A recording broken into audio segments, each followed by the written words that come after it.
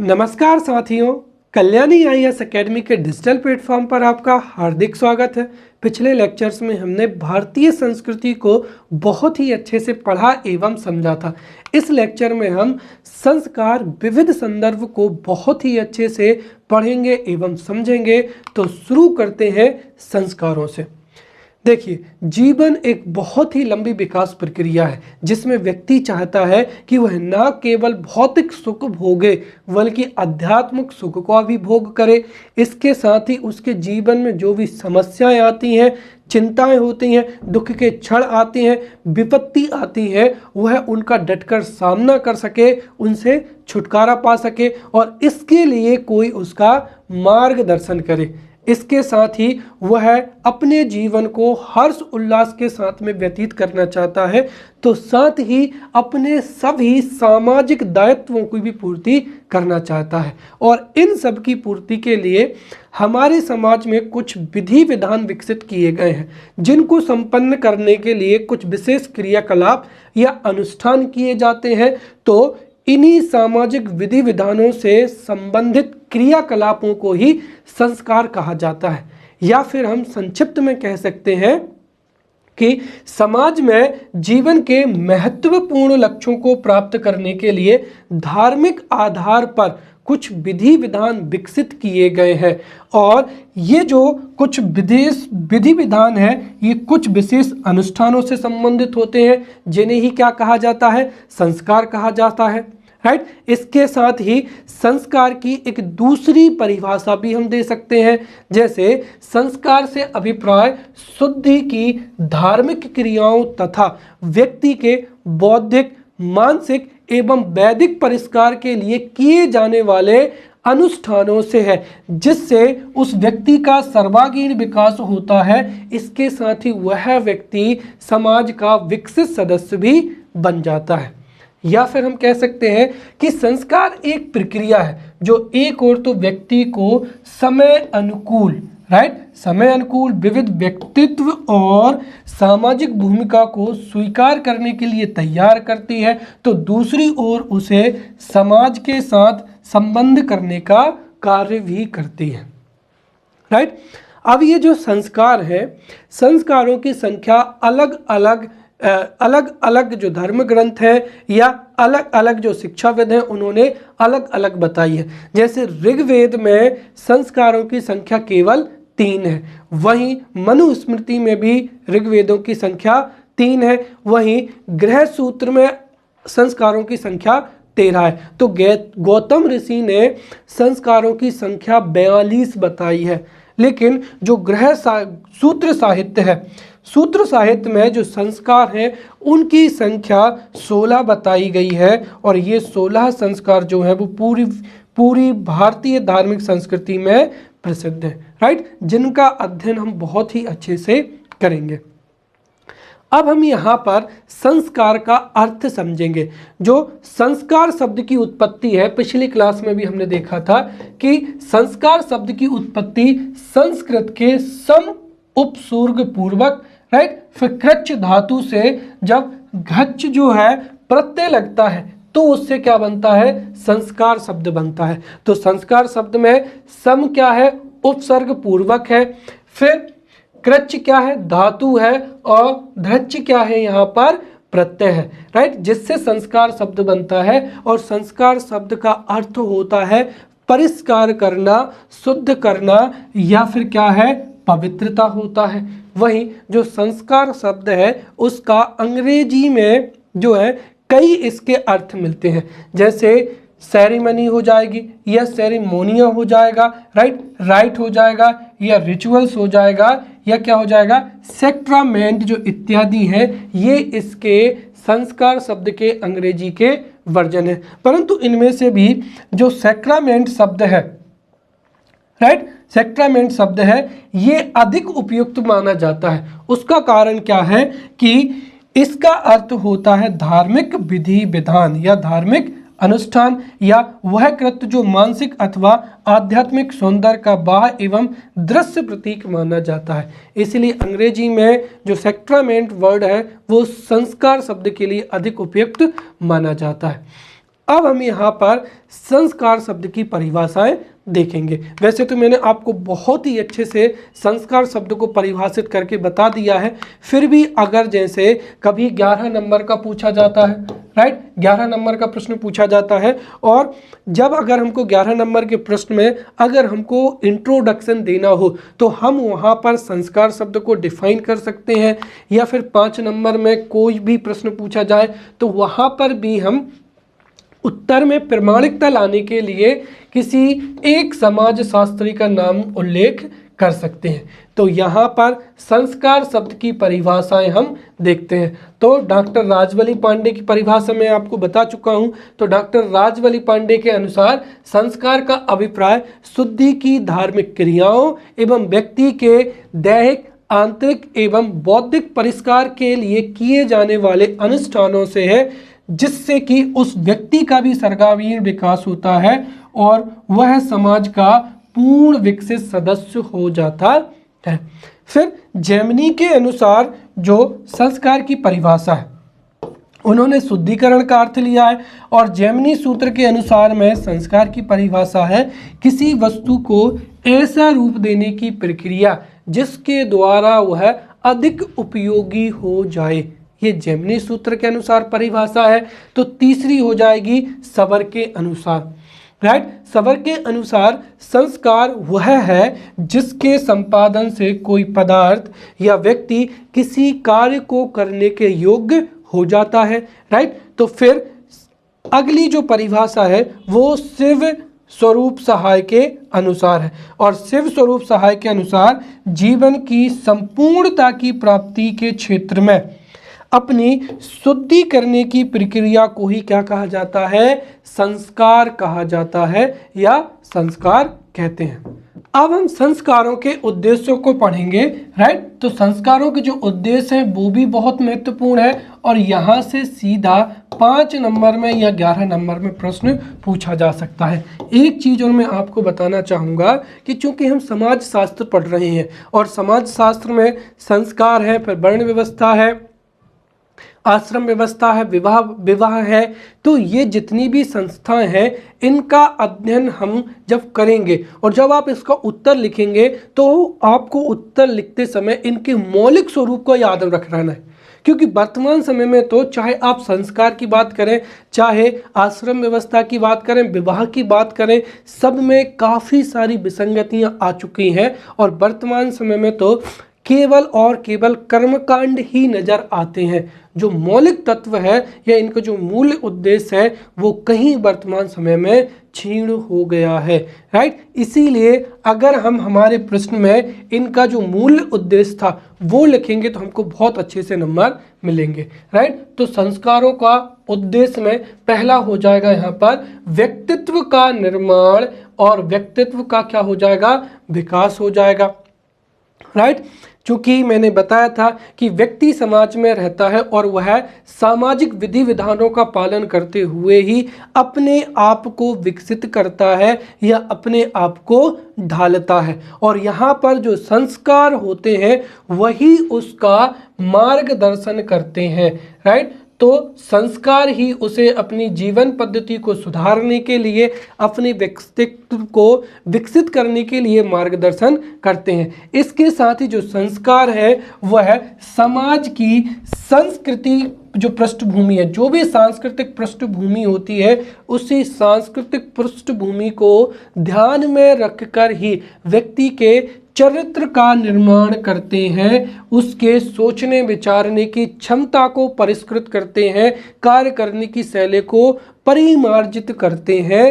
अर्थात जो संस्कार है वह व्यक्ति के व्यक्तित्व का निर्माण और व्यक्तित्व का विकास करते हैं, राइट। दूसरा यहाँ पर हो जाएगा व्यक्ति के लिए, राइट, व्यक्ति के लिए वांछित प्रभावों एवं वांछित प्रभावों को आमंत्रित करना, राइट। तो दूसरा हो जाएगा व्यक्ति के लिए वांछित प्रभावों को आमंत्रित करना। राइट। वर्तमान समय में आपको बोला जाता है कि अगर आपने कुछ भी सोचा है तो उसको क्लियरली अपने मोबाइल फ़ोन में टाइप करके रख लो या अपने घर की दीवार पर लिख कर रख लो, क्योंकि लिखी हुई चीज़ जैसे जैसे हमारी उस पर नज़र जाएगी तो वो हमारे दिमाग में रहेगी और हम उन चीज़ों को प्राप्त कर लेंगे। और यही जो कंसेप्ट है वो यहाँ पर लागू होता है। तो जो संस्कार है वो व्यक्ति के लिए वांछित प्रभावों को आमंत्रित करने के लिए भी क्या होते हैं, उत्तरदायी होते हैं। राइट। व्यक्ति अपने जीवन में जितनी भी इच्छाएं होती हैं उन इच्छाओं की पूर्ति के लिए देवताओं की पूजा करता है, आराधना करता है। राइट। और वह अपने इच्छा जो है वो ईश्वर के सामने प्रकट करता है। ये जो संस्कार है ये मनोवांछित फल पाने के लिए या जो भी उनकी इच्छाएं होती हैं उनकी पूर्ति के लिए ये जो संस्कार हैं ये संपन्न किए जाते हैं, जिससे कि एक लक्ष्य निर्धारित हो जाता है कि मुझे ये चीज़ प्राप्त करनी है। तो यहाँ पर जो संस्कार होते हैं वह व्यक्ति के जीवन में लक्ष्य की निर्धारण की भूमिका भी निभाते हैं। राइट। इसीलिए संस्कारों का जो है व्यक्ति के जीवन में, व्यक्ति के विकास में एवं मनोवांछित फल की जो प्राप्ति है उसमें महत्वपूर्ण भूमिका निभाते हैं। राइट। जैसे गर्भाधान संस्कार के समय जो है विष्णु भगवान की आराधना की जाती है। राइट। ताकि विष्णु भगवान आशीर्वाद दें और जो दाम्पत्य जीवन है वो हंसी खुशी से प्रारंभ हो सके। राइट। तीसरा हो जाएगा यहाँ पर सांस्कृतिक क्या हो जाएगा, समृद्धि प्राप्त करना हो जाएगा। जो है संस्कारों के माध्यम से, विभिन्न संस्कारों के माध्यम से हमारे जीवन में विभिन्न जैसे सुख समृद्धि हो जाएगा, धन धान्य हो जाएगा। राइट। अनाज या संपत्ति हो जाएगा या पशु हो जाएंगे। राइट। क्योंकि प्राचीन समय में पशु भी कृषि पद्धति में बहुत ही महत्वपूर्ण भूमिका निभाते थे। दीर्घ जीवन हो जाएगा। राइट। शक्ति एवं बुद्धि, इन सब की इच्छा जो है वो मनुष्य में हमेशा बनी रहती है और मनुष्य की इच्छा की जो प्यास है वह प्यास बुझ सके, इस हेतु भी जो सांस्कृतिक समृद्धि प्राप्त करने हेतु भी जो है संस्कारों का उद्देश्य होता है। राइट। अगला हो जाएगा व्यक्ति को आत्म अभिव्यक्ति के अवसर प्रदान करना। वर्तमान समय में किसी का बर्थडे होता है, मैरिज एनिवर्सरी होती है। राइट। या कोई भी विशेष डेट होती है तो हम उसको क्या करते हैं, एक तरीके से सेलिब्रेट करते हैं। और पहले भी चूंकि ये प्रथाएं नहीं थी तो पहले भी व्यक्ति के जीवन में चाहे सुख हो चाहे दुख हो, चाहे हर्ष का समय हो या विषाद का समय हो, वह अपनी अभिव्यक्ति इन संस्कारों के माध्यम से ही करता था। जैसी भी स्थिति होती थी उस स्थिति के अनुसार संस्कार संपन्न किए जाते थे। अर्थात जो संस्कार है वो व्यक्ति को अभिव्यक्ति के अवसर प्रदान करते हैं। राइट। फिर अगला हो जाएगा सांस्कृतिक प्रयोजन हो जाएगा। राइट। हमारे जो विधि निर्माता हैं उन्होंने संस्कारों एवं धर्म में पवित्रता का समावेश करने के लिए जो है संस्कारों को समावेश किया है। राइट। और इससे अगर हम इन संस्कारों को करते हैं, राइट, तो इससे हमारी जो है शरीर वह आत्मा के निवास के लिए एक उपयुक्त माध्यम मानी जाती है। राइट। कई दार्शनिकों का मानना है कि जिस घर में हम रहते हैं वह घर स्वच्छ होना चाहिए, वैसे ही हमारे शरीर की भी शुद्धि होनी चाहिए ताकि हमारी आत्मा भी हमारे शरीर में आसानी से निवास कर सके। राइट। जैसे मनु के अनुसार व्यक्ति के जीवन में स्वाध्याय, व्रत, होम, देव ऋषियों के तर्पण, यज्ञ, संतान उत्पत्ति हो जाएगा, इज्या एवं पंच महाआज्ञ जो अनुष्ठान है उनसे हमारा शरीर कैसा हो जाता है, ब्राह्मी हो जाता है, अर्थात ब्रह्म की प्राप्ति के योग्य हो जाता है। राइट। और जीवन का जो अंतिम लक्ष्य है मोक्ष की प्राप्ति। मोक्ष की प्राप्ति क्या है कि ब्रह्म को प्राप्त कर लेना ही क्या है, मोक्ष है। तो एक तरीके से जो सांस्कृतिक प्रयोजन भी होता है, जो है न केवल जो संस्कार है वह व्यक्ति के सर्वांगीण व्यक्ति के लिए या उसे समाज का एक महत्वपूर्ण सदस्य बनाते हैं, बल्कि उसकी जो भौतिक सुखों के साथ साथ उसके जीवन का अंतिम जो लक्ष्य है मोक्ष प्राप्ति, राइट, उसके लिए भी उसके शरीर को सुसंगत बनाते हैं, राइट। अब अगला क्या हो जाएगा, संस्कारों का एक उद्देश्य क्या हो जाएगा, स्वर्ग या मोक्ष की प्राप्ति भी हो जाएगा, राइट। कहते हैं कि वर्तमान समय में बच्चों को गेम खेलने में बड़ा ही मजा आता है, राइट। आपके भी कुछ शौक होंगे, जैसे घूमना फिरना, राइट, ट्रैवलिंग करना, फिल्में देखना।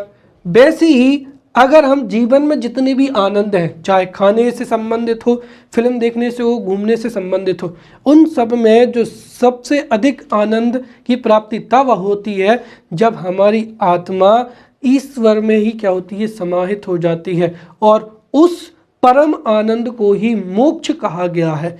और इस जीवन में हर एक व्यक्ति चाहता है कि जो उसके दायित्व हैं, उसके जो भी यहाँ पर सगे संबंधी हैं, उसका जो भी सामाजिक बंधन है, उस बंधन से उसकी आत्मा मुक्त हो जाए और ईश्वर में विलीन हो जाए, उसको परम आनंद की प्राप्ति हो। तो यह भी जो है संस्कारों का एक उद्देश्य होता है। फिर क्या हो जाएगा, नैतिक गुणों का विकास हो जाएगा, राइट।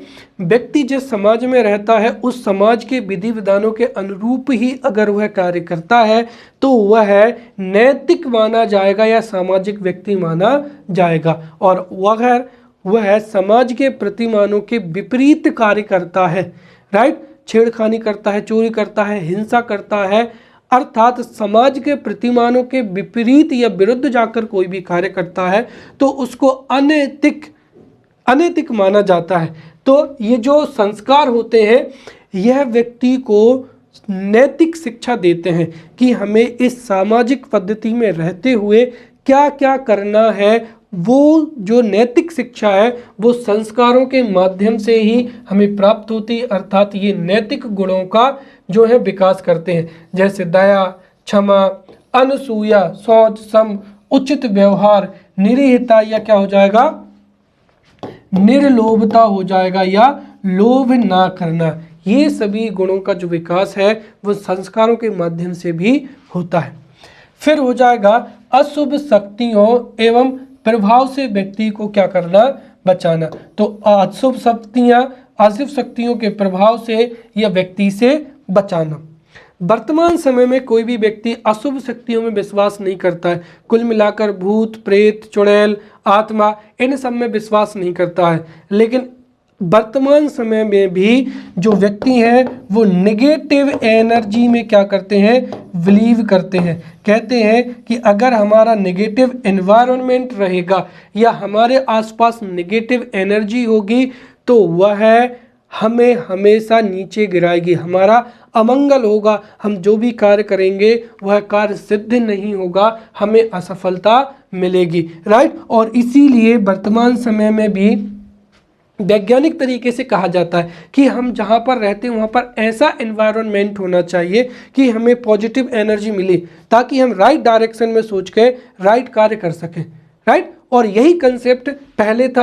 पहले के लोग इस नेगेटिव एनर्जी की जगह पर वो जो है, हिंदू लोगों का मानना था कि हमारे चारों ओर नेगेटिव एनर्जी या अति मानवीय शक्तियाँ होती हैं, जैसे भूत, प्रेत, चुड़ैल, आत्मा, बुरी आत्माएं, राइट, जो कि व्यक्ति का हित या अहित दोनों कर सकती हैं, राइट। व्यक्ति के साथ में कुछ बुरा हो सकता है तो इस अहित से बचने के लिए या इन अतिमानवीय शक्तियों की अतिमानवीय जो शक्तियां हैं इनसे रक्षा करने हेतु भी अनेक संस्कार किए जाते थे, राइट। फिर अगला हो जाएगा आध्यात्मिकता के महत्व को स्पष्ट करना। आध्यात्मिकता के जो है महत्व को स्पष्ट करना। एक चीज समझिए, जीवन में दो तरह के सुखों की जो है हमेशा इच्छा होती है। एक होता है भौतिक सुख, एक होता है आध्यात्मिक सुख। भौतिक सुख का मतलब हुआ आपके पास अच्छा मोबाइल हो, गाड़ी हो, बंगला हो, पैसे हो, एरोप्लेन हो, राइट। लेकिन भौतिक सुख में आपको आनंद तो मिलता है, लेकिन भौतिक सुख हमेशा क्षणिक होता है। अगर आपके पास में आज कोई भी फ़ोन है तो आप सोचेंगे मेरे पास में आईफोन होता, राइट। आपके पास में कोई भी कार है तो आप सोचेंगे मेरे पास BMW होती, और जिस दिन BMW हो जाएगी आप सोचेंगे मेरे पास में एरोप्लेन होता, जिस दिन एरोप्लेन में आ जाएगा उस दिन आप सोचेंगे मेरे पास तो रॉकेट होता और मैं मंगल पे चला जाता, राइट। तो भौतिक जो इच्छाएं होती हैं या भौतिक सुख जो है वो हमेशा अनंत होते हैं। व्यक्ति कितना ही उनका पीछा कर ले, अंत में वह भौतिक सुखों से उसको शांति नहीं मिलती है। उसको हमेशा जो सहर्ष होता है या उसको जो भी आनंद प्राप्त होती है उसको मानसिक शांति से प्राप्त होती है। इसीलिए जीवन में भौतिक सुखों के साथ साथ आध्यात्मिक सुख या आंतरिक शांति की भी हमेशा आवश्यकता होती है। और ये जो संस्कार है यह भी अध्यात्म साधन के रूप में हमें आध्यात्मिकता के बारे में जानकारी देते हैं, राइट। हम भौतिक सुखों को कितना ही भोग लें और कितनी की ही कामना कर ले, भौतिक सुख की पूर्ति कभी नहीं हो सकती है। लेकिन यदि हमें अध्यात्म को अगर हम बढ़ावा देंगे तो अध्यात्म किसके बारे में सोचता है? त्याग के बारे में। आप सोचिए, भौतिकतावादी मानव मुझे ये मिल जाए वो मिल जाए, और आध्यात्मिक मानव चाहता है कि मेरे पास जो कुछ भी है मैं दूसरे व्यक्ति को दे दूं तो उसको देने में मजा आएगा, राइट। भौतिकवादी व्यक्ति को लेने में मजा आएगा और जो आध्यात्मिक व्यक्ति होगा वह सब वस्तुओं को दान कर देगा और दान करने में ही उसे क्या होगा? आनंद आएगा या आत्म शांति होगी। और वही जीवन की एक तरीके से हम कह सकते हैं कि जीवन की सफलता के लिए बहुत ही ज़रूरी है। इसीलिए जीवन की आत्मवादी और भौतिक धारणाओं के बीच में जो है मध्यम मार्ग के रूप में जो है वो संस्कार काम करते हैं। इसीलिए जो संस्कार है वो एक प्रकार से आध्यात्मिक शिक्षा की क्रमिक सीढ़ियों का भी कार्य करते हैं, राइट। फिर हो जाएगा आत्म तत्व का विकास, राइट। आत्म तत्व का विकास हो जाएगा, राइट। यहाँ पर जो संस्कारों द्वारा जो भी दैहिक क्रियाएं आध्यात्मिकता से ओतप्रोत हो जाती हैं, राइट। हमारी जितनी भी क्रियाएं होती हैं अगर हम उनको संस्कारों से करेंगे तो उससे हमको आत्म शांति मिलती है या वह आध्यात्मिकता से क्या होती है? ओतप्रोत हो जाती हैं, राइट। इसके साथ ही इससे उच्च गुणों की भी प्राप्ति होती है। सद्विचारों और क्रियाओं के द्वारा नैतिक उत्थान करना आर्य संस्कृति का जो था वो परम उद्देश्य था, या फिर नैतिक उत्थान के साथ साथ आत्म तत्व का विकास करना भी ये उस समय पे आर्यों का भी मुख्य उद्देश्य था और वर्तमान में भी उद्देश्य होना चाहिए। फिर क्या हो जाएगा? जागरूकता का क्या हो जाएगा? विकास हो जाएगा, राइट। जीवन एक बहुत लंबी प्रक्रिया होती है जिसमें हर्ष उल्लास दुख विषाद जैसे क्षण आते ही रहते हैं, और इन सब की वजह से अगर व्यक्ति एक समान जीवन व्यतीत करता चला जाएगा तो उसका जीवन जो है वो नीरस हो जाएगा। इसीलिए उसके जीवन में हर एक स्थिति को आनंददायी बनाने के लिए जो है संस्कार है वो मुख्य रूप से भूमिका निभाते हैं। संस्कार जीवन के प्रत्येक चरण को बराबर का महत्व देते हैं एवं संस्कारों के द्वारा ही उदासीनता समाप्त होकर जागरूकता की भावना का भी विकास होता है, राइट। फिर अगला हो जाएगा यहाँ पर सामाजिक व्यवस्था की क्या हो जाएगी? स्थापना हो जाएगी, राइट। और ये तो बिल्कुल सीधी सी बात है कि समाज में रहते हुए विकास के लिए जो विधि विधान विकसित होते हैं उनको ही हम क्या कहते हैं? संस्कार कहते हैं। तो एक तरीके से जो संस्कार है वो सामाजिक प्रतिमानों को ही परिष्कृत करते हैं, या व्यक्ति जो जब जन्म लेता है तो उसके सामाजिकरण में या उसको सामाजिक रूप से परिष्कृत करने में या शुद्ध करने में महत्वपूर्ण भूमिका निभाते हैं। अगर व्यक्ति समाज के अनुरूप व्यवहार नहीं करेगा तो उससे समाज का क्या होगा? विघट होगा। पहले एक व्यक्ति नहीं करेगा, दूसरा व्यक्ति नहीं करेगा, तो उससे समाज में जो है विघटन की भावना प्रारंभ हो जाएगी। और यही तो वर्तमान हो रहा है। वर्तमान में हम जो है अंधाधुंध तरीके से अन्य प्रतिमानों को स्वीकार करते चले जा रहे हैं, जिससे सामाजिक व्यवस्था का क्या है? विघटन हो रहा है। लेकिन यदि हम संस्कारों पर चलते हुए हमारे जीवन को सुसज्जित करेंगे तो स्वाभाविक सी बात है, इससे सामाजिक संगठन, राइट, और सामाजिक व्यवस्था की रक्षा होती है, क्योंकि जो संस्कार है वही हमें सामाजिक मूल्यों का ज्ञान कराते हैं। फिर अगला हो जाएगा प्राणी शास्त्रीय महत्व हो जाएगा। प्राणी शास्त्रीय के महत्व का मतलब क्या हुआ? प्राणी मात्र का विकास करना या उसका उत्थान करना। मानव जो है वो हमेशा अनेक विपत्तियों से घिरा हुआ होता है, राइट। उसके जीवन में कई दुर्घटनाएं होती हैं, कई दुख या विषाद के क्षण आते हैं जिससे वह टूट जाता है, राइट। और इन्हीं विपत्तियों से मानव की रक्षा करने के लिए जो है संस्कार महत्वपूर्ण भूमिका निभाते हैं। ये हम कह सकते हैं कि जब मानव अविकसित अवस्था में था, राइट, जब उसे या मानव अंधकार में था, उसको कोई जानकारी नहीं थी, तो वह भूत प्रेत या जो बुरी आत्माएं हैं इनसे डरता था, इनसे दुखी होता था, राइट। तो ये जो संस्कार है वह मानव के इन आत्माओं पर नियंत्रण प्राप्त करने में भूमिका निभाते हैं। कुल मिलाकर व्यक्ति जो अंधकार में होता है, अपने आप को जिस डरी हुई अवस्था में रहता है उससे निकालकर एक अच्छी अवस्था में लाने की जो प्रक्रिया है वही क्या होती है? संस्कार होती है। तो ये हमने यहाँ पर बहुत ही अच्छी तरीके से संस्कारों के महत्व को समझा है, राइट। अब हम यहाँ पर पढ़ेंगे प्रमुख संस्कार, राइट। और जैसे कि मैंने बताया है कि हर एक समाज शास्त्री ने या प्रमुख धर्म शास्त्रों में या प्रमुख जो दार्शनिक हैं उन्होंने अलग अलग संस्कारों की संख्या बताई है। जैसे ऋग्वेद में अगर हम देखें तो ऋग्वेद में यहाँ पर ऋग्वेद में संस्कारों की संख्या बताई गई है 3। उसी तरीके से मनुस्मृति, इसमें भी संस्कारों की संख्या बताई है 3, राइट। वहीं जो गृह सूत्र है, राइट, उसमें संख्या बताई गई है 12। और गौतम ऋषि ने जो संस्कारों की संख्या बताई है वो कितनी बताई है? 42, राइट। तो जो संस्कार है उनकी संख्या भी अलग अलग बताई गई है, राइट। लेकिन यहाँ पर अगर हम बात करते हैं सूत्र साहित्य की, तो सूत्र साहित्य में जो संस्कारों की संख्या है वो बताई गई है 16। और इसी जो सूत्र साहित्य के जो 16 संस्कार हैं उनको षोडश संस्कार भी बोला जाता है। और ये 16 जो संस्कार हैं ये बहुत ही प्रसिद्ध हैं या स्वीकार किए जाते हैं। तो ये 16 संस्कार हैं, हम इनको पढ़ेंगे।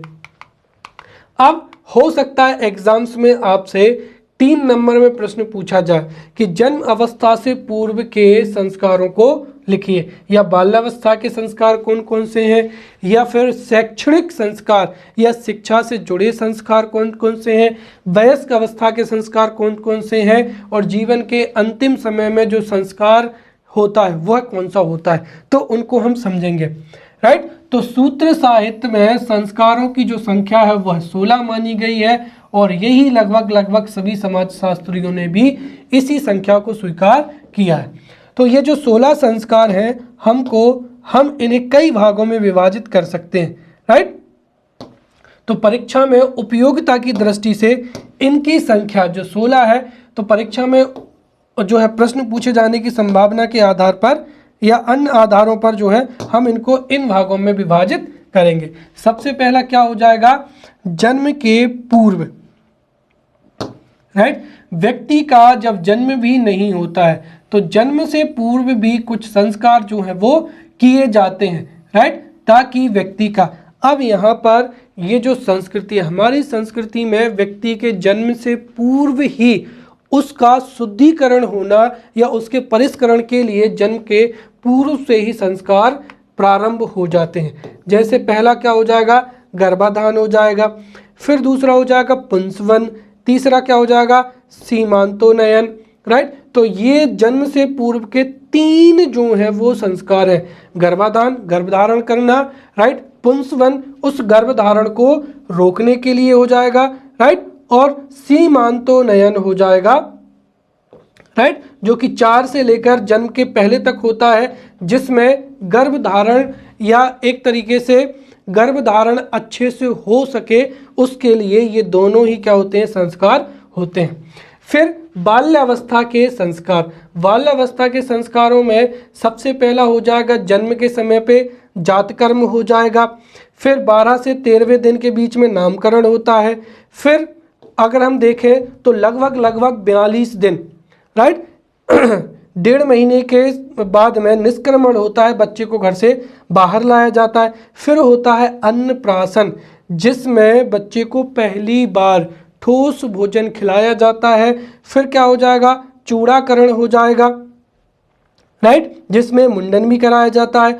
और फिर क्या हो जाएगा, कर्णवेधन हो जाएगा, जिसमें उसका कान जो है वो उसमें छिद्र किया जाता है। एक तरीके से यहाँ पर जो ज्ञान इंद्रियां हैं वह समुचित रूप से कार्य कर सके, इसके लिए कर्णवेधन हो जाएगा।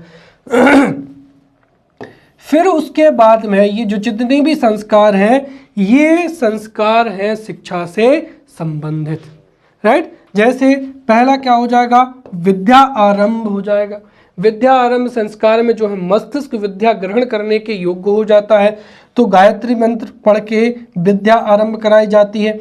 फिर उपनयन संस्कार हो जाएगा, राइट, जिसको जनेऊ संस्कार भी कहते हैं। और प्राचीन समय में जो विद्यार्थी थे वो गुरुकुल में शिक्षा ग्रहण करते थे, तो गुरु के पास में क्या हो जाएगा, गुरु के पास में अध्ययन करना उपनयन संस्कार हो जाएगा। फिर वेदों का अध्ययन वेदारंभ हो जाएगा, राइट। फिर यहाँ पर क्या हो जाएगा, केशांत हो जाएगा, राइट। उसके बाद में हो जाएगा यहाँ पर समावर्तन, राइट, जो कि अध्ययन संपन्न होने के बाद में होता था। फिर वयस्क अवस्था के जो संस्कार हैं वह कौन से हो जाएंगे, विवाह संस्कार हो जाएंगे। और अगर आप एक तरीके से देखें तो ये एक सामाजिक विकास की प्रक्रिया है, राइट। ये अगर आप समझिए, ये कर्मकांड होते तो बचपन में इनकी संख्या क्या होती, कम होती। भाई व्यक्ति जब वयस्क हो जाएगा तो वो कर्मकांड ज़्यादा करेगा, लेकिन इस प्रक्रिया से आप समझेंगे कि व्यक्ति का विकास हो सके, गर्भ से ही उसका विकास हो सके, बाल्यावस्था में उसका विकास हो सके, उसको अच्छे से शिक्षा मिल सके, तो यहाँ पर संस्कारों की संख्या अधिक है। फिर यहाँ पर वयस्क अवस्था में विवाह संस्कार होता है, राइट, पाणी ग्रहण संस्कार। और उसके बाद में जो व्यक्ति है वो अपने जीवन को सामाजिक रूप से जीने के लिए क्या हो जाता है, विकसित हो जाता है। और जब उसकी मृत्यु होती है तो वहाँ पर अंत्येष्टि संस्कार होता है। अब हम यहाँ पर एक एक करके जो है संस्कार उनको पढ़ेंगे। तो पहला संस्कार हो जाएगा गर्भाधान संस्कार हो जाएगा, या कंसेप्शन जिसको अंग्रेजी में बोला जाता है, गर्भाधान संस्कार। गर्भाधान संस्कार जीवन का प्रथम संस्कार होता है जिसका प्रचलन उत्तर वैदिक काल में हुआ है। दरअसल ये संस्कार की उपयोगिता इस बात में है कि 25 वर्ष की आयु तक व्यक्ति ब्रह्मचर्य आश्रम में होता है। अगले लेक्चर में हम आश्रम भी पढ़ेंगे। तो 25 वर्ष की आयु तक जो है कोई भी व्यक्ति है 25 वर्ष की आयु तक ब्रह्मचर्य आश्रम में अपना जीवन व्यतीत करता है और वह ब्रह्मचारी रहते हुए शिक्षा ग्रहण करता है। और इस संस्कार के बाद में व्यक्ति गृहस्थ आश्रम में प्रवेश कर जाता है। यदि 25 वर्ष या वयस्क अवस्था में यदि किसी व्यक्ति का विवाह हो जाता है तो विवाह के पश्चात पति पत्नी अर्थात दंपत्ति का यह कर्तव्य होता है कि वह एक सुंदर सुशील संतान को क्या करें, जन्म दें या संतान प्राप्त कर सके। और इसमें यह एक धार्मिक कर्तव्य है, इसमें कोई भी अपवित्रता नहीं है, बल्कि ये एक धार्मिक कर्तव्य है जिसका पालन दंपत्ति को करना चाहिए, जिसका महत्व इस श्लोक में दिया गया है कि निषिक्तो यत् प्रयोगेण गर्भः संधारयते स्त्रिया तद गर्भलंबनाम नाम कर्म प्रोक्ताम मनीषिभिः, राइट। तो यहाँ पर जो विवाहित दंपत्ति है उनको एक संतान को देना, राइट, उनको संतान को जन्म देना या संतान प्राप्ति उनका जो है वो एक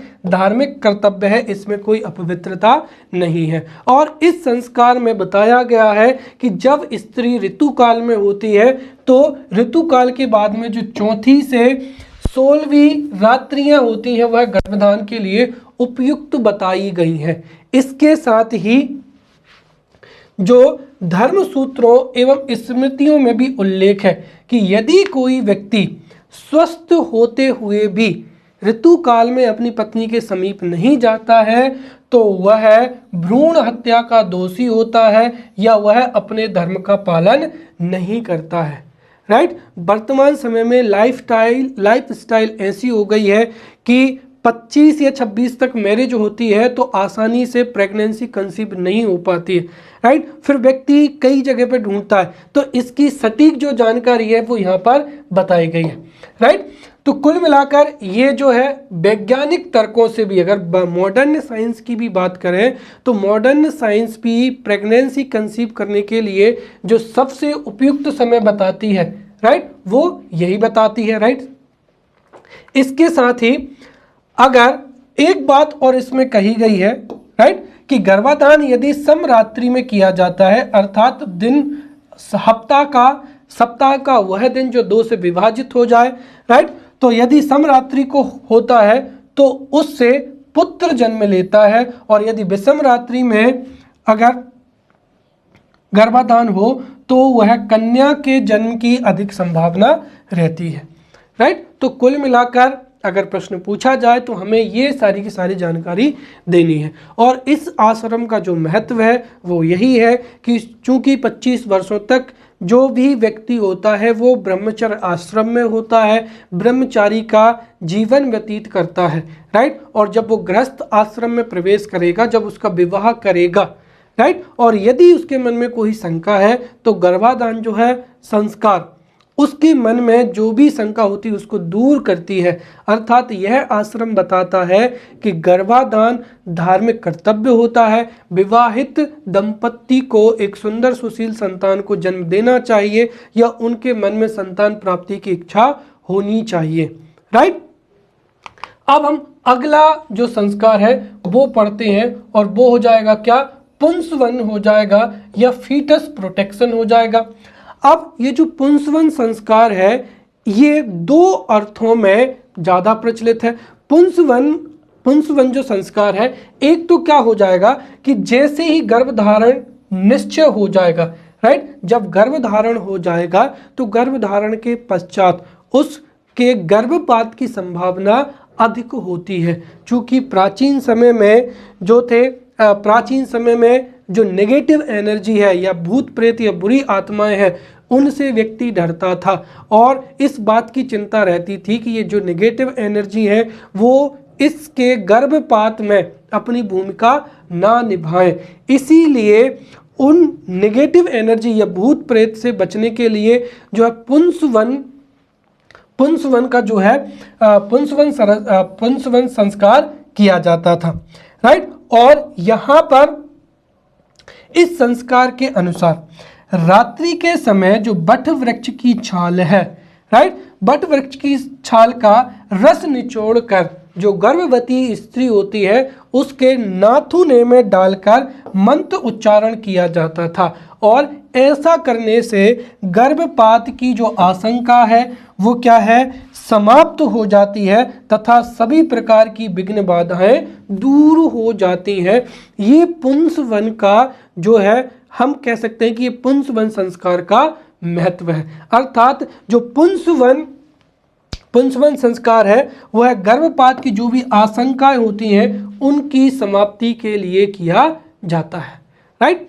अब पुंसवन का जो दूसरा महत्व है वो भी यहाँ पर दिया गया है, राइट। पुंसवन अर्थात क्या हो जाएगा, वह कर्म जिससे पुत्र की क्या हो, उत्पत्ति हो, राइट, या चंद्रमा के पुष्य नक्षत्र में होने पर जब ये संस्कार संपन्न किया जाता है तो उससे क्या होती है, पुत्र की प्राप्ति होती है, राइट, जो कि श्लोक में बताया गया।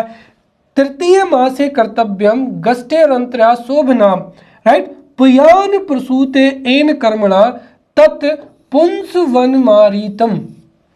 राइट, अगर बाई चांस अगर हम इसको जो है प्रश्न में कोट ना करें तब भी चलेगा।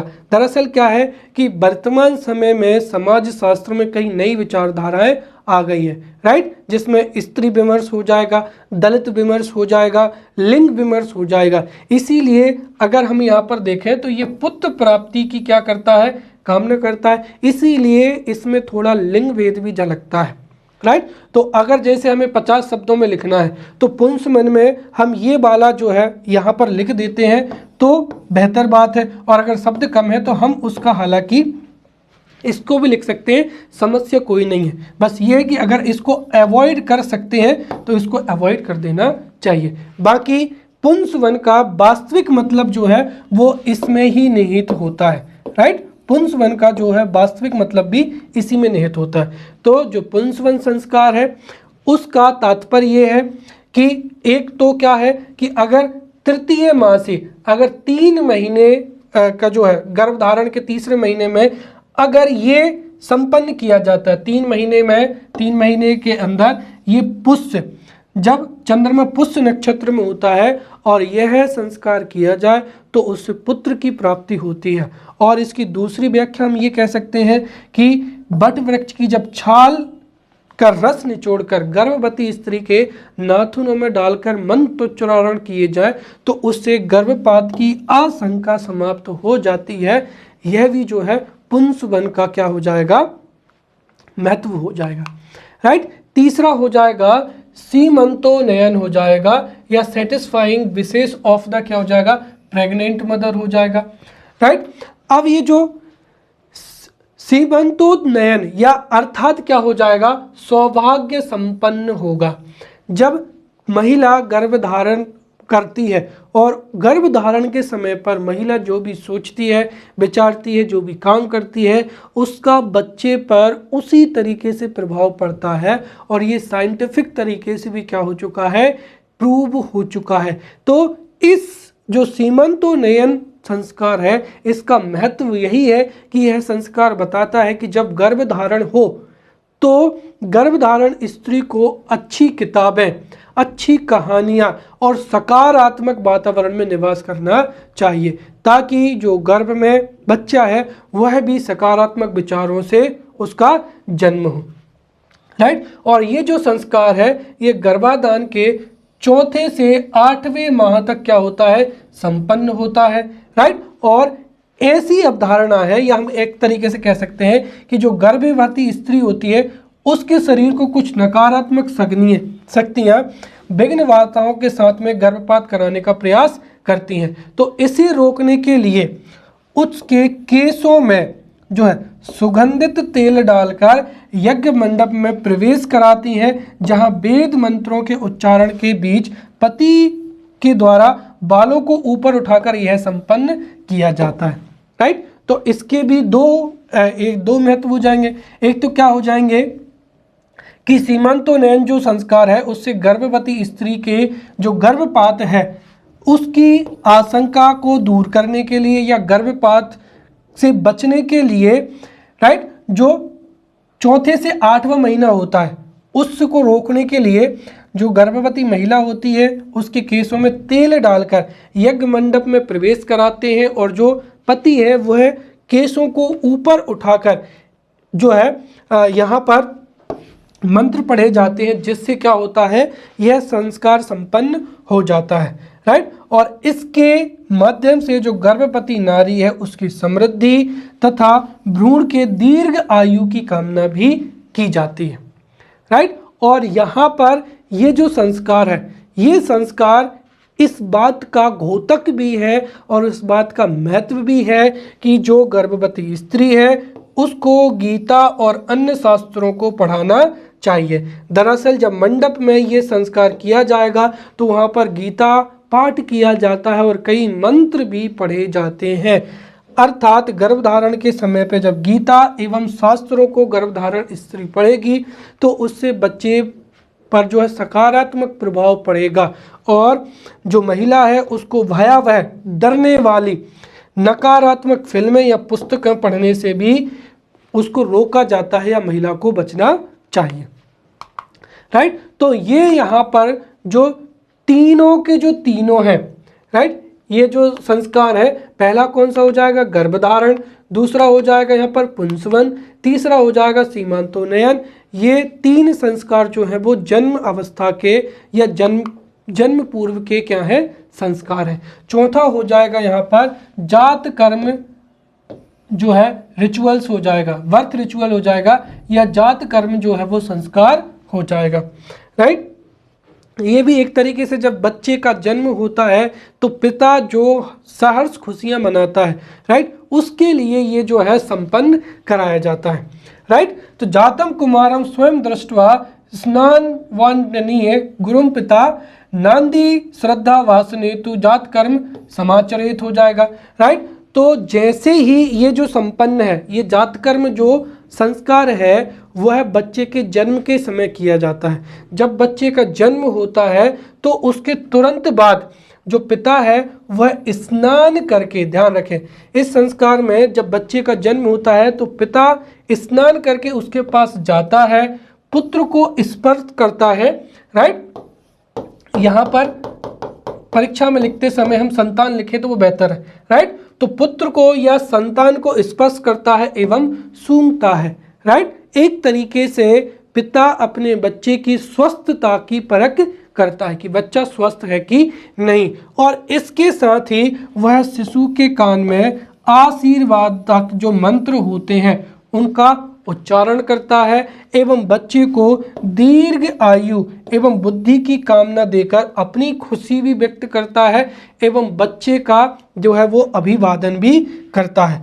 इसके साथ ही ये जो संस्कार है इसमें पहला तो क्या हो गया कि वो बच्चे को स्पर्श करता है और सूंघता है। दूसरा, अपनी जो चौथी उंगली है उससे शिशु को शहद और घी चटाया जाता है और उसके बाद में शिशु की नाभि से जो है नाल या जिसको हम कहते हैं प्लासेंटा कॉर्ड उसको काटा जाता है। फिर उसे जो है बच्चे की माँ को दिया जाता है जहाँ पर उसका स्तनपान कराया जाता है और फिर उसे माँ की गोद में दिया जाता है। राइट, उसके बाद में हो जाएगा नामकरण संस्कार हो जाएगा। राइट, नेम गिविंग क्या हो जाएगा, यहाँ पर संस्कार हो जाएगा। अब जो नामकरण संस्कार होता है, दरअसल अगर हमारी संस्कृति में देखें तो बच्चे का जन्म जिन नक्षत्रों में होता था, राइट, जिस समय पर होता था, राइट, तो ग्रह नक्षत्रों की जो दशा है उसके आधार पर बच्चे का नाम राशि से क्या होता था, रखा जाता था। और जो कि एक हम कह सकते हैं कि एक सटीक पद्धति है जिसमें बच्चे का नाम जो है वो उसके स्वभाव के आधार पर या उसके जो ग्रह नक्षत्र हैं उनकी दशा के आधार पर उसका नामकरण जो है वो कराया जाता था। राइट, और इस संस्कार में क्या होता है कि जो नामकरण संस्कार है उसमें जन्म के 10वें या 12वें दिन, राइट, 10वें या 12वें दिन जो है वो नामकरण संस्कार संपन्न होता है।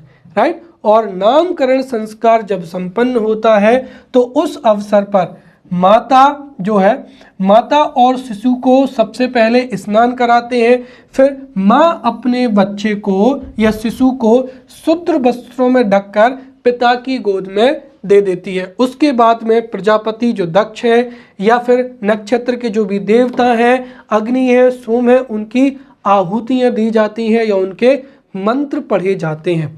फिर पिता अपने बच्चे के दाहिने कान में उसके नाम का उच्चारण करता है और बच्चे की स्वस्थ कामना, उसकी दीर्घायु, राइट, दीर्घायु होने की कामना करता है और उसके बुद्धिमान होने की भी कामना करता है। राइट, इसके साथ ही यहाँ पर अगर हम देखें बृहस्पति के अनुसार तो यह लोक व्यवहार का क्या है, प्रथम साधन है एवं यह गुण भाग का क्या है, आधार है। इसी से मनुष्य क्या करता है, यश भी प्राप्त करता है।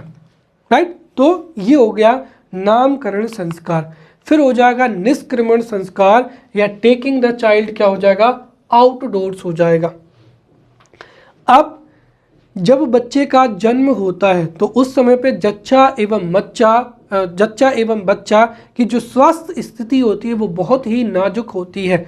अगर उन्हें खुले वातावरण में, ठंडे माहौल में, प्रदूषित वातावरण में रहने को छोड़ दिया जाए तो हो सकता है कि बच्चा एवं जच्चा दोनों बहुत ही क्या हो सकते हैं, बीमार हो सकते हैं।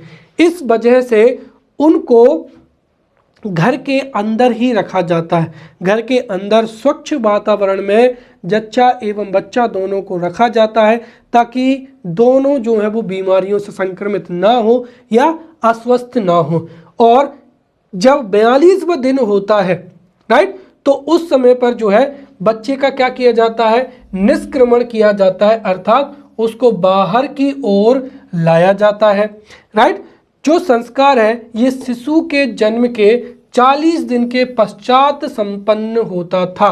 राइट, और इस संस्कार में पहली बार जो माता है एवं उसका जो शिशु है, राइट, माता एवं शिशु को जन्म के पहली बार घर से बाहर जाने की अनुमति दी जाती है। राइट, इसके साथ ही इसका एक अप्रत्यक्ष महत्व भी है कि जो जच्चा एवं बच्चा है उसको परिवार वाले उनकी देखभाल करते हैं। राइट, उनसे घर का कोई भी काम नहीं कराया जाता है, पूरा आराम दिया जाता है ताकि जो महिला है वह भी अपने बच्चे के प्रति बच्चे का स्वास्थ्य देख सके, उसका लालन पालन कर सके। तो जन्म के 40 दिन के पश्चात जो है वो संपन्न कराया जाता है।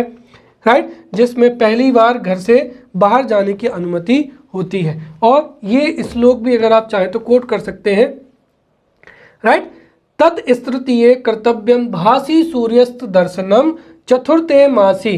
राइट, चतुर्थे मासी कर्तव्यम शिशोश्च चंद्रस्य दर्शनम।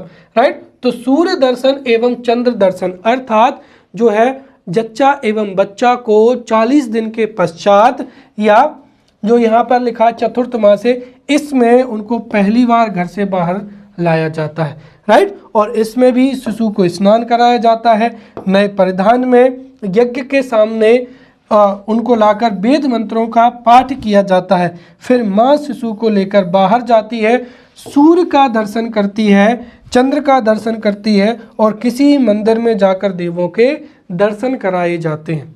राइट, तो ये हो जाएगा यहाँ पर निष्क्रमण संस्कार। अब हो जाएगा अन्नप्राशन संस्कार, या जिसको हम कह सकते हैं कि चाइल्ड को पहली बार सॉलिड फूड भी खिलाना। राइट, अब ये भी साइंटिफिक तरीके से बहुत महत्वपूर्ण है और वर्तमान समय में तो जो साइंटिफिक कम्युनिटी है वो इस बात पर जोर दे रही है कि बच्चे को जितना हो सबसे पहले माँ का दूध पिलाना चाहिए, क्योंकि वही पोषण युक्त होता है और बच्चे के विकास में बहुत ही महत्वपूर्ण भूमिका निभाता है।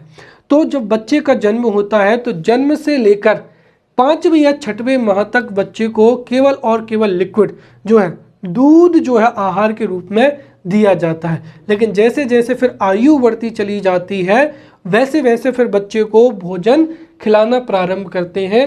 तो यहाँ पर इसको भी सेलिब्रेट करने के लिए एक संस्कार के रूप में है अन्नप्राशन, क्या हो जाएगा, संस्कार हो जाएगा। राइट, तो यहाँ पर ये संस्कार भी लिखा है, जन्म तो मासी षष्ठे, छठे माह, तो जन्म तो मासी षष्ठे स्यात् स्ववर्णत मम नंदनम। राइट, तो ये यहाँ पर जब बच्चे का जन्म होता है तो उसके बाद में पोषण पदार्थों की पूर्ति के लिए माँ के दूध के साथ साथ अन्न की आवश्यकता भी पड़ती है, और उस अन्न की आवश्यकता पड़ती है और उसकी पूर्ति के लिए बच्चे को 6वें माह में अन्नप्राशन जो है संस्कार होता है।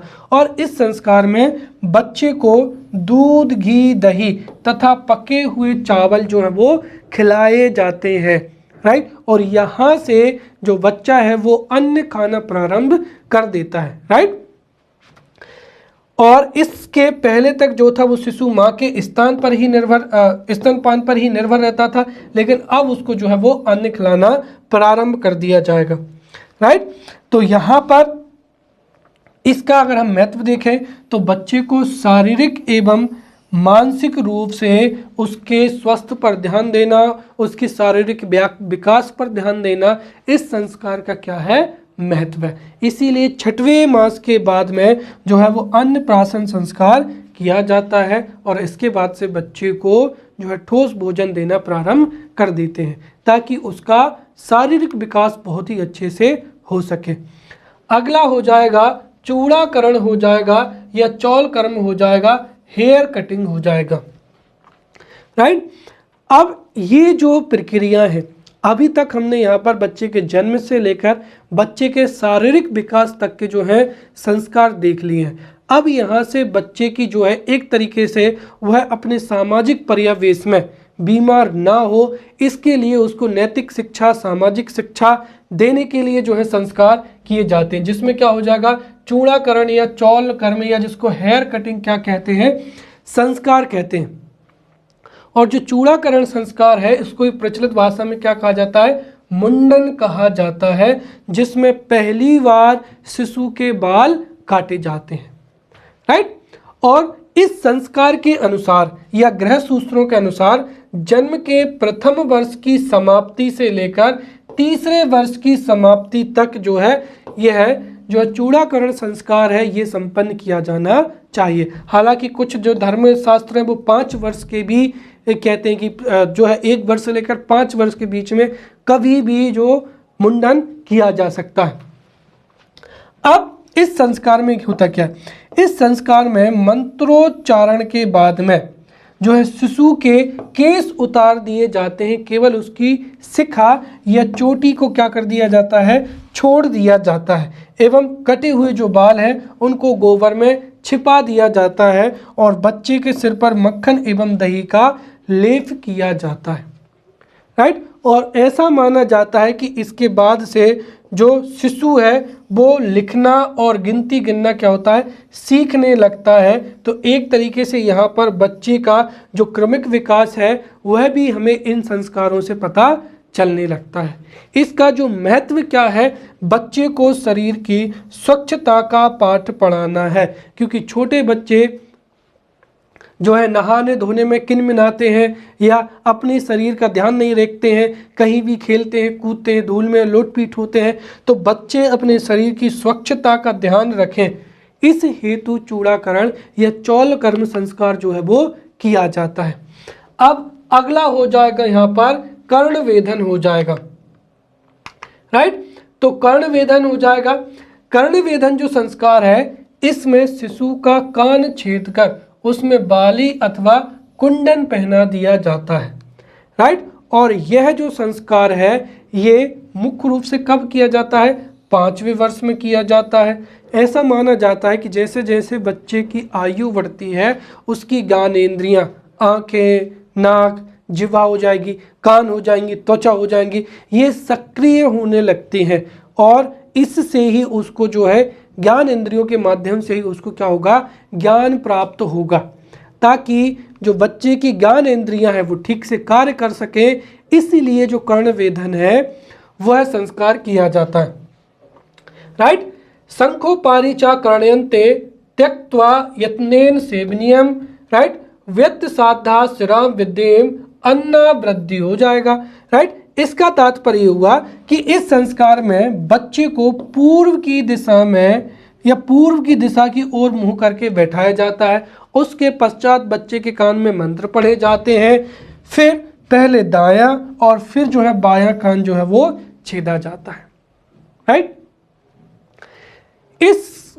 ये जो संस्कार है इसका महत्व ये है कि बच्चे की जो ज्ञान इंद्रियां हैं उनको और अधिक विकसित करना और इससे जो शारीरिक व्याधियां हैं उन पर अगर वो हैं तो उनको दूर करना तथा श्रवण की शक्ति बढ़ जाती है।